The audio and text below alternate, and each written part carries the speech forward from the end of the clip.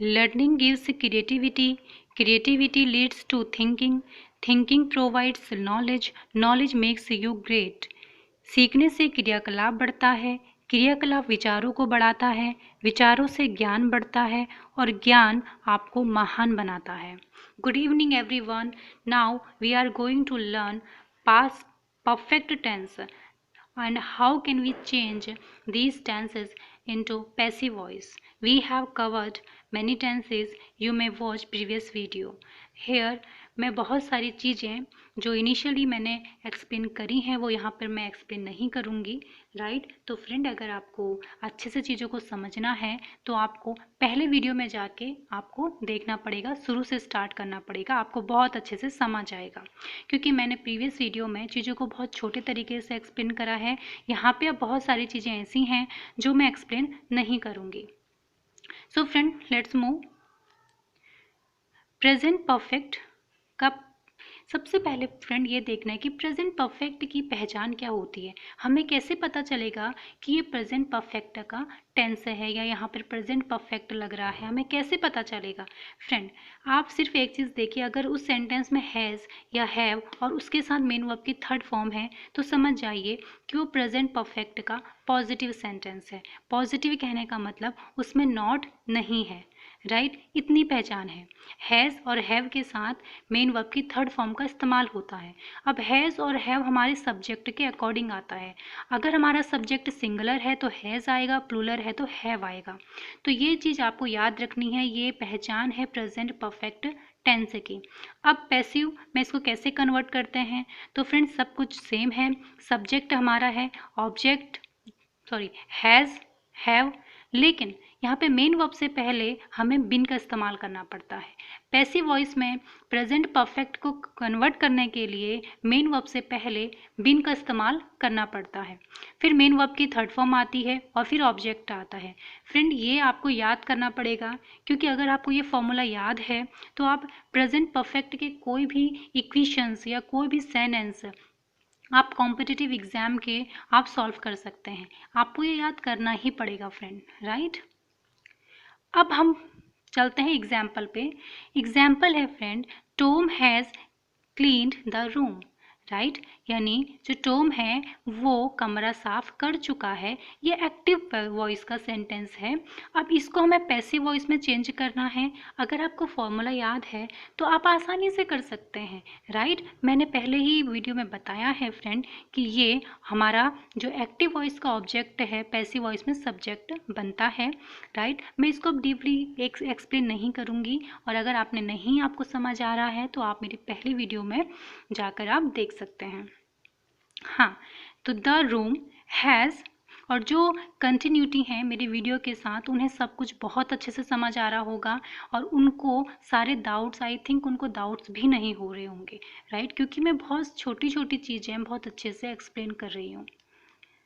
The room has been cleaned by Tom, right friend. अब आप देख सकते हैं कि सब्जेक्ट हमारा आ गया, यहाँ पे रूम हैज़ आया. क्यों? क्योंकि हमारा जो सब्जेक्ट यूज़ हो रहा है वो सिंगुलर है, इसीलिए हमें सिंगुलर ऑक्सिलरी वर्ब लेना है. हमारा है सिंगुलर ऑक्सिलरी वर्ब है और हैव हमारा प्लूरल ऑक्सिलरी वर्ब है, राइट. देन बिन का इस्तेमाल होगा. अब हमें कैसे पता चलेगा कि ये सेंटेंस प्रेजेंट परफेक्ट का पैसिव है? सिर्फ बिन से पता चलता है फ्रेंड, सिर्फ बिन से. क्यों? क्योंकि हमारा प्रेजेंट परफेक्ट के एक्टिव वॉइस के साथ भी मेन वर्ब की थर्ड फॉर्म का ही इस्तेमाल किया जाता है. सिर्फ ये बिन है जिससे हमें पता चलता है कि ये सेंटेंस जो है, और बाय, राइट. जिस सेंटेंस में बिन और बाय एक साथ आ रहा है समझ जाइए कि वो सेंटेंस हमारा प्रेजेंट परफेक्ट का पैसिव सेंटेंस है, राइट फ्रेंड. आई होप आपको ये समझ आ गया होगा. बाय क्यों इस्तेमाल हो रहा, टॉम क्या है फ्रेंड, मैंने पहली वीडियो में एक्सप्लेन कर दिया है. अगर आप वहाँ से देखते हैं तो यहाँ आपको बहुत आराम से चीज़ें फटाफट समझ में आएंगी. क्योंकि फ्रेंड बहुत सारी चीज़ें कवर करनी हैं तो टाइम बहुत कम है, जिस वजह से मैं थोड़ा सा स्पीड में आगे बढ़ाऊंगी. और आई होप आपको समझ में आ रहा होगा, क्योंकि मैंने पहली वीडियो में चीज़ों को बहुत अच्छे से एक्सप्लेन कर दिया है.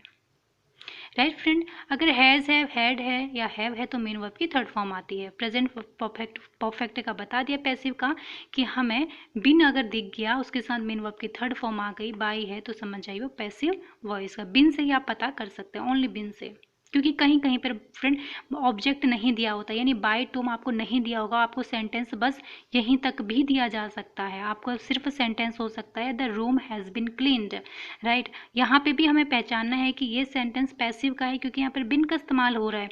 अब प्रेजेंट परफेक्ट का है तो हैज़ से पता चल रहा है, राइट। अब नेक्स्ट उस पर चलते हैं। अब देखिए फ्रेंड, इसी सेंटेंस को दूसरे तरीके से स्पोकन में कैसे बोला जाता है। कभी कभी आपको, आप देखते हैं पढ़ते समय आप बोलते कि अच्छा ठीक है हैज़ बिन का होता है, लेकिन यहाँ तो गॉट बोला जा रहा है, ये क्या चीज़ है। हाँ फ्रेंड, आप स्पोकन में, मैं कॉम्पिटिटिव एग्जाम की बात नहीं कर रही हूँ, वहाँ आपको हैज़ बिन ही लिखना पड़ेगा। आप किसी मेंस में लिखते हैं तो वहाँ पर भी आपको अच्छी सी ग्रामर लिखनी पड़ेगी ताकि आप एग्जामिनर को अपनी राइटिंग की तरफ अट्रैक्ट कर पाएँ, अपनी राइटिंग स्किल को इफ़ेक्टिव बना पाएँ। वो बहुत इंपॉर्टेंट होता है। हम वहाँ पे ऐसे वर्ड का इस्तेमाल जो हम जर्नली स्पोकन में यूज़ करते हैं, अगर हम कम इस्तेमाल करें तो शायद हमें अच्छे मार्क्स मिलने के चांसेस ज़्यादा होते हैं। अब देखिए फ्रेंड, स्पोकन में क्या होता है, the room has got cleaned. Friend, आप स्पोकन में बिन की जगह पर गॉट भी बोल सकते हो, गॉटन भी बोल सकते हो। जर्नली जो स्पोकन में बोला जाता है, बहुत बार सुनते होंगे गॉट, गैट, राइट। तो ये हमारा पैसिव सेंटेंस होता है, बट यहाँ पे बिन की जगह पे आप गॉट का इस्तेमाल कर सकते हैं स्पोकन में। कॉम्पिटिटिव एग्जाम में आपको बिन ही मिलेगा, गॉट बहुत ही कम, बहुत ही रेयर, हार्डली मिल सकता है। अब बात आती है, अगर आप मेंस का एग्ज़ाम लिख रहे हैं फ्रेंड, तो आप ऐसी, अगर आप ऐसे सेंटेंस को, वर्ड को अगर जितना अवॉइड करेंगे उतना अच्छा होगा। Next, negative. अब नेगेटिव की क्या पहचान है। नेगेटिव में फ्रेंड क्या चीज़ होता है, कुछ नहीं फ्रेंड, मैंने पहले ही बता दिया है, हेल्पिंग वर्ब के बाद नॉट का इस्तेमाल किया जाता है। पहले जो हेल्पिंग वर्ब होती है उसके बाद नॉट का इस्तेमाल करते हैं और कुछ नहीं होता है। बस आपका ये सब्जेक्ट हैज़ और have, not plus main verb के थर्ड फॉर्म ऑब्जेक्ट, ये फ्रेंड हमारा एक्टिव का सेंटेंस है, right.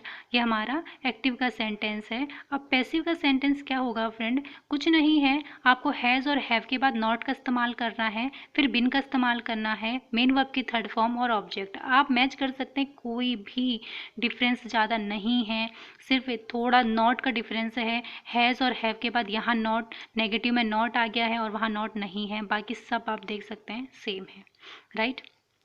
So friends, let's move on example. Tom has not clean the room. Tom ने कमरा साफ नहीं किया है, राइट। टॉम ने कमरा साफ नहीं किया है। तो अब देखिए, अब हमें कैसे पैसिव बनेगा, the room has not been cleaned by Tom, यानी जो कमरा है वो टॉम के द्वारा साफ नहीं किया गया है, राइट। अब देखिए फ्रेंड, स्पोकन में आप कैसे बोल सकते हैं, बिन की जगह पे आप गॉट या गॉटन का इस्तेमाल कर सकते हैं। The room has not got cleaned, लेकिन फ्रेंड बोलते टाइम ये काफ़ी इफेक्टिव और काफ़ी अच्छा लगता है, राइट। स्पोकन में आप यूज़ कर सकते हैं, राइट, लेकिन रिटन में भी यूज़ कर सकते हैं, बट अवॉइड करेंगे तो ज़्यादा अच्छा लगता है। क्योंकि फ्रेंड आप देखेंगे जो स्पोकन इंग्लिश होती है, राइट, हम जो जनरली हिंदी में बात करते हैं वो हिंदी हम कॉम्पिटिटिव एग्ज़ाम में नहीं लिख सकते हैं। वो हिंदी में और कॉम्पिटिटिव एग्ज़ाम की हिंदी में, वहाँ की आंसर राइटिंग में बहुत डिफरेंस होता है, राइट फ्रेंड। तो इसी तरीके से इंग्लिश का भी होता है, अगर हम लोग जो जर्नली बोलते हैं अगर हम वहाँ बोलेंगे तो वो उतना एक फॉर्मल वे नहीं देगा, राइट। तो वहाँ पर हमें जितना हो सके एरर फ्री इंग्लिश का इस्तेमाल करना है, हमें फुल ऑफ ग्रामर का भी, फुल तो नहीं कह सकते बट हाँ कोशिश यही करने की एरर बहुत कम निकले। क्योंकि फ्रेंड जो एग्जामिनर होते हैं जो चेक करते हैं कॉपियों को, तो मैंने कुछ एग्जाम्पल्स वो कुछ इंटरव्यू उनके सुने तो वो यही बोलते हैं कि उनकी एक लाइन में ही इतने सारे एरर मिलते हैं कि अगली लाइन तो पढ़ना ही नहीं होता। तो इसी तरीके से आपकी एक एक लाइन, आपका ग्रामर बहुत इंपॉर्टेंट है। अगर आप कॉमन वोकेबलरी भी यूज़ करें doesn't matter, it's okay, but आपकी ग्रामर अच्छी होनी चाहिए, उसमें एरर नहीं होने चाहिए। अगर आपको एरर आप एग्जामिनर को पहली लाइन में मिल गए तो आप सोच सकते हैं कि वो आगे क्यों पढ़ेगा, राइट। तो आपकी उसके लिए, उसके दिमाग में आपके लिए जो मेंटेलिटी है वो क्या बन जाएगी कि हाँ इसने तो गलत किया। अगर आपने उसके बाद गलत नहीं भी किया है तो I don't think so it will be useful, right. तो आपको फ्रेंड अच्छे से ध्यान से पढ़ना है, चीज़ों को समझना है। जो चीज़ आपको नहीं आ रहा है आप कमेंट बॉक्स में मुझे बता सकते हैं। Let's move. अब देखिए friend, past perfect tense. Past perfect का पॉजिटिव क्या होगा फ्रेंड? कुछ भी नहीं है। हमारा प्रेजेंट परफेक्ट और पास्ट परफेक्ट में एक छोटा सा डिफरेंस ये है कि प्रेजेंट परफेक्ट में हेल्पिंग वर्ब हैज़ और हैव का इस्तेमाल किया जाता है, और पास्ट परफेक्ट में हमें हैव और हैज़ की जगह में हैड का इस्तेमाल करना पड़ता है। बाकी सब सेम है, आप बिल्कुल मैच कर सकते हैं। देखिए सब्जेक्ट है, राइट, टोम यहाँ पर सब्जेक्ट, हैड मेन वर्ब की थर्ड फॉर्म प्लस ऑब्जेक्ट। ये हमारा एक्टिव का फॉर्मूला है। पैसिव का फॉर्मूले में भी कुछ नहीं है, हैड के बाद बिन का इस्तेमाल करना है, राइट। मैं इतने आसान तरीके से आपको बता रही हूँ कि आपको कन्फ्यूज़न तो आपको होंगे ही नहीं। मेरी कोशिश तो यही है, बट फिर भी आपको हो गए तो आप बिल्कुल पूछ सकते हैं। I am always ready for giving your answers and eradicate your confusions. So friend, passive voice subject plus had plus been main verb के ING form plus object, right. आप कैसे पहचानेंगे कि ये सेंटेंस पास्ट परफेक्ट का है? Head से पहचान सकते हैं।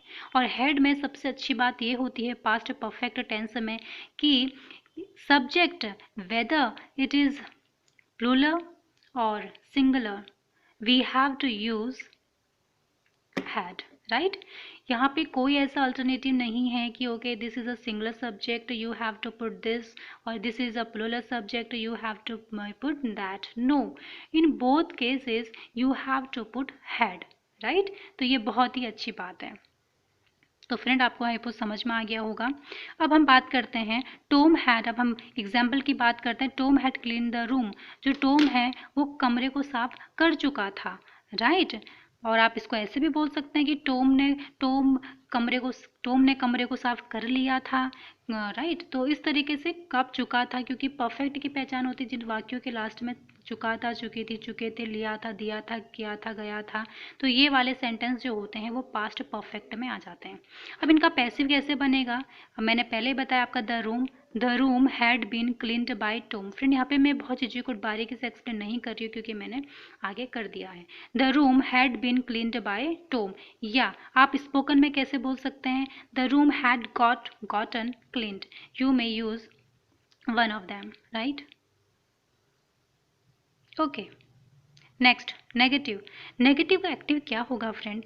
Subject plus had not main verb की थर्ड फॉर्म। मैंने आपको पहले ही बोला है फ्रेंड, जो नॉट होता है हमेशा हेल्पिंग वर्ब के बाद ही आता है। अगर आपका विल भी है, विल हैव है, तो इन दोनों के बीच में नॉट आता है, राइट। कभी क्या होता है कि हमें दो हेल्पिंग वर्ब में एक साथ मिल जाती हैं, राइट। जैसे हमें मिल गया had been, will have, shall have, will be, तो यहाँ पे नॉट कहाँ पर आएगा? तो फ्रेंड याद रखिए इन दोनों के बीच में नॉट आएगा, यानी पहली जो ऑक्सिलरी वर्ब है या पहली जो मॉडल वर्ब है उसके बाद हम नॉट का इस्तेमाल करते हैं, राइट फ्रेंड। चलिए अब पैसिव में क्या होगा? Subject plus had not, right. Negative का पैसिव क्या बनेगा? नेगेटिव सेंटेंस का subject plus had not plus been plus main verb की third form plus object, right. Simple है, कुछ भी नहीं है, सिर्फ नॉट है और बाकी देखिए सारा जो फॉर्मूला है वो सेम है, राइट। एग्जाम्पल में चलते हैं। The room had not been cleaned by Tom, यानी जो कमरा है वो टॉम के द्वारा साफ नहीं किया गया था, राइट। जो कमरा है वो टॉम के द्वारा साफ नहीं किया गया था, या टॉम के द्वारा साफ नहीं किया, यानी टॉम नहीं किया गया था, राइट। ये चीज़ें। अब है स्पोकन में कैसे बोल सकते हैं हम लोग? स्पोकन में फ्रेंड आपको बिन की जगह में फिर से गॉट का इस्तेमाल कर सकते हैं। The room had not got cleaned by Tom, right friend. अब देखिए यहाँ पे मैंने बाय टॉम नहीं लिखा है, क्यों? क्योंकि फ्रेंड यूजुअली जब हम स्पोकन इंग्लिश में बोलते हैं तो हमें बाय टॉम ऑब्जेक्ट का इस्तेमाल मैक्सिमम नहीं करते हैं। हम सिर्फ सिंपल सा बोलते हैं the room had not got cleaned, right. वहाँ पर हम ऑब्जेक्ट को अवॉइड करते हैं क्योंकि वो उतना इफेक्टिव नहीं लगता है बोलते टाइम। बट रिटर्न में आप बिल्कुल बहुत अच्छे तरीके से लिखिए, सारा चीज़ लिखिए, क्योंकि वहाँ पर चीज़ों को डिस्क्राइब करना बहुत इंपॉर्टेंट हो जाता है। स्पोकन इंग्लिश और कॉम्पिटिटिव इंग्लिश में there is a huge difference between them, right. We can't recognise them equal. Okay, next है future perfect tense. Future perfect का क्या पहचान होती है, हम देखते हैं टेंस की क्या पहचान है। एक्टिव वॉइस की जो टेंस है फ्यूचर परफेक्ट, कैसे पहचान हम फ्यूचर परफेक्ट है। सब्जेक्ट तो फ्रेंड सब में होता ही है। हम जिसको भी पहचानते हैं हम दो चीज़ों से पहचानते हैं किसी भी सेंटेंस को, किसी भी टेंस को। एक तो उसकी हेल्पिंग वर्ब से, दूसरा उसकी मेन वर्ब से। यहाँ पर देखिए विल हैव, देखिए विल है तो फ्यूचर परफेक्ट में हमेशा हैव का इस्तेमाल किया जाता है। आप देखेंगे past perfect, present perfect, future perfect have आएगा, राइट। तो हैव तो सोच लो फ्यूचर है तो विल, और परफेक्ट है तो हैव, तो बन गया फ्यूचर परफेक्ट, राइट। तो subject plus will have plus main verb की थर्ड फॉर्म प्लस ऑब्जेक्ट। देखिए फ्रेंड परफेक्ट कोई भी हो हमें मेन वर्ब की थर्ड फॉर्म इस्तेमाल करनी पड़ती है, और जहाँ कंटिन्यूस आता है वहाँ हमें मेन वर्ब की आईएनजी फॉर्म इस्तेमाल करनी पड़ती है। और मेन वर्ब है देखिए हैव और हैज़ और हैड के बाद तो हमेशा मेन वर्ब की थर्ड फॉर्म ही आती है, राइट। आई होप फ्रेंड आपको बहुत क्लियर, बहुत अच्छे से समझ में आ रहा होगा। नेक्स्ट, अब इसका पैसिव में क्या डिफरेंस हो सकता है। Subject plus will have been, right. फिर से वही देखिए आपको ये कुछ ना कुछ पास्ट परफेक्ट, प्रेजेंट परफेक्ट की तरह लग रहा होगा, बस यहाँ पर विल हमने आगे से ऐड कर दिया है, बाकी देखिए सेम है, राइट। तो छोटी छोटी चीज़ें आप ना बहुत सिंपल तरीके से, लोगों को बहुत हार्ड लगता है कि ये इतना कठिन है, बहुत ही कन्फ्यूज़न हो जाता है। कन्फ्यूज़न वाली कोई बात नहीं है, अगर आप लोग ध्यान से देखेंगे, एक दूसरे चीज़ों से रिलेट करेंगे तो आप चीज़ों को बहुत अच्छे से समझ पाएंगे। देखिए फ्रेंड ये खुद दिखा, अगर आप विल को यहाँ पे से इरेडिकेट कर दिया जाए तो आप देखिए ये कौन सा सेंटेंस, ये कौन सा टेंस बन गया हमारा, ये बन गया प्रेजेंट परफेक्ट का पैसिव सेंटेंस बन गया, बना है ना, प्रेजेंट परफेक्ट का पैसिव बन गया, राइट। यहाँ से हटाइए तो क्या बन गया, प्रेजेंट परफेक्ट का एक्टिव बन गया, है ना। तो यही चीज़ है, राइट। आई होप आपको ये फॉर्मूले आप याद कर लीजिए। अब देखते हैं इनके हम एग्जाम्पल करते हैं। एग्जाम्पल में क्या है, active Tom will have cleaned the room, right. जो टॉम है वो क्या कर चुका है, क्या कर चुका होगा, कमरे को साफ कर चुका होगा, राइट। क्योंकि फ्यूचर की जो पहचान होती है चुका होगा, चुकी होगी, इस टाइप से होती है, किया होगा, लिया होगा, दिया होगा, ये चीज़ें हैं। Tom will have cleaned the room, यानी टॉम जो है वो कमरे को साफ कर चुका होगा। अब बात आती है इसके पैसिव की। पैसिव में है आपका जो ऑब्जेक्ट है एक्टिव का वो सब्जेक्ट बन जाएगा, the Tom will have been cleaned by, the room will have been cleaned by Tom, यानी जो रू कमरा है वो टॉम के द्वारा साफ किया जा चुका होगा, राइट।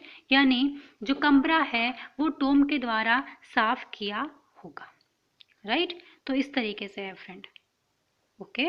देखिए बिन का इस्तेमाल हो गया, विल हैव बिन, इन तीनों को याद रख लीजिए। फ्यूचर परफेक्ट के पैसिव में आपको ये तीन चीज़ें याद रखनी है, will have been, right, will have been. और एक्टिव में याद रखना है आपको विल हैव, राइट। अब